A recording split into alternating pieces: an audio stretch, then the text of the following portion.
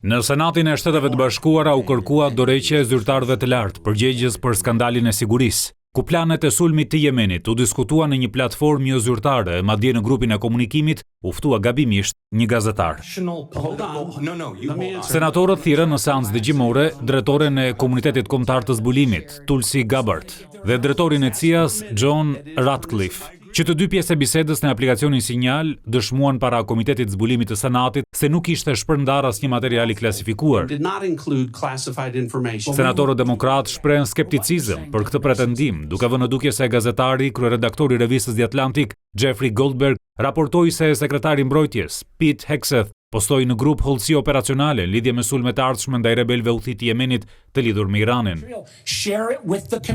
Ky qëndrim kalorsi ndaj informacionit klasifikuar është i pamatur, i ngadalt, i pabesueshëm, tha senatori demokrat nga Virginia, Mark Warner, në seancën dëgjimore. Warner pyeti vazhdimisht drejtoren Gabbard nëse detajet e ndara në aplikacionin Sinjal ishin konfidenciale dhe nëse jo, i bëri thirrje t'i ndaj me komitetin. Senator, unë po e përsëris se nuk kishte asnjë material të klasifikuar të shpërndar në atë bisedë, u përgjigj Tulsi Gabbard. Zbulimi i jashtëzakonshëm të hënën shkaktoi zemërim dhe mosbesim në mesin e ekspertëve të sigurisë kombëtare dhe bëri që demokratët dhe disa prej kolegëve republikan të kërkojnë hetim të thellë ndaj asaj që ata e karakterizuan shkelje të madhe të sigurisë.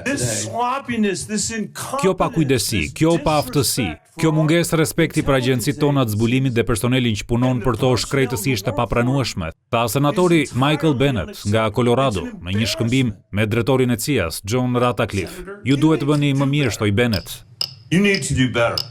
Për drejtorin e CIA-s ishte e vështirë të përgjigjej. Ai pati vetëm përgjigje të shkurtra.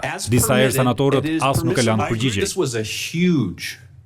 Senatori demokrat John Ossoff i Georgias u shfaqi i frustruar pasi drejtori i CIA-s, Ratcliffe, ju përgjigj nuk më kujtohet për një sër pyetjesh në lidhje me përmbajtjen e bisedës në aplikacionin Sinjal.